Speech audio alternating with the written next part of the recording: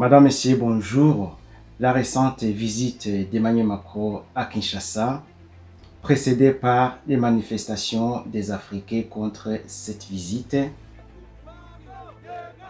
Dire que le président français est persona non grata en RDC serait un euphémisme, en tout cas si l'on entend les arguments de ces Congolais descendus dans les rues de Kinshasa ce mercredi. Suivi par le débat un peu musclé entre Emmanuel Macron et son homologue, le président congolais Étienne Tshisekedi. Comme ça.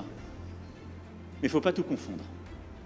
Non, Parce que, non, mais c'est pas une position de la France. Je faisais allusion. Parce qu'il n'y a pas de, il y a plus, il y en a eu. Je faisais allusion au propos de Le Drian. Lui, il est officiel français. Oui, mais le compromis à il est plus en- l'africaine, c'est Le Drian, c'est pas la journaliste. C'est exact, mais ce compromis.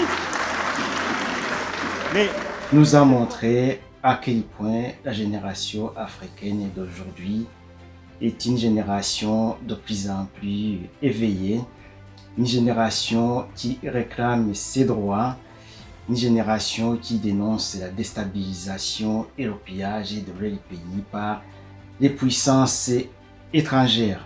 Et donc, avec un peu de recul, je me suis rendu compte que si nous, Africains, aujourd'hui, nous continuerons à nous faire déstabiliser, c'est qu'en réalité, nous avons une certaine faiblesse quelque part. Une faiblesse qu'il va falloir combattre et vaincre. Et pour y arriver, il faut impérativement quitter notre position de victime pour prendre une position de responsable, c'est-à-dire arrêter en permanence de croire que le problème des Africains vient de l'étranger, alors qu'en réalité, la source du problème se trouve chez nous. Alors, la question qu'on va se poser, c'est comment en est-on arrivé là? Que faire pour combattre et vaincre cette faiblesse? C'est ce que je vais vous expliquer aujourd'hui. Et avant de commencer, je tiens à vous remercier pour votre soutien à notre chaîne. Merci énormément.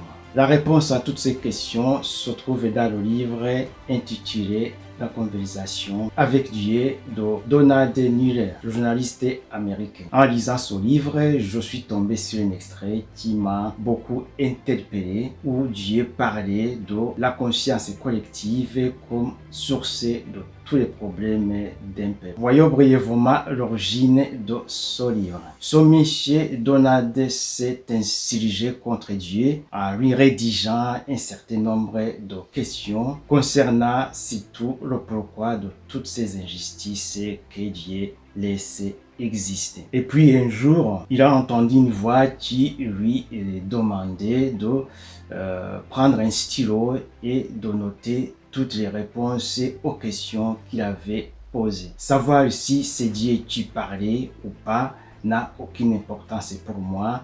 Ce qui m'a impressionné, c'est la véracité et l'exactitude de réponses apportées à ces questions. Voyons ce que c'est la conscience collective. La conscience collective pour un peuple donné, c'est sa façon de penser en général. Et c'est ce qui fait même la différence entre les pays. Je ne sais pas si vous l'avez remarqué, et tous les pays ne se ressemblent pas. Un jour, vous vous retrouvez dans un pays où tout est organisé, le respect des droits de l'homme, la démocratie, tout est propre, les infrastructures en bon état. Et puis un jour, quand vous quittez ce pays, vous vous rendrez dans un autre pays et vous constatez tout simplement le contraire. C'est-à-dire le désordre, la saleté partout, les infrastructures en mauvais état, des gens qui ne se respectent pas, système politique dictatorial, bref, le bordel. Et pourquoi ce désordre? Ce désordre est là parce que la majorité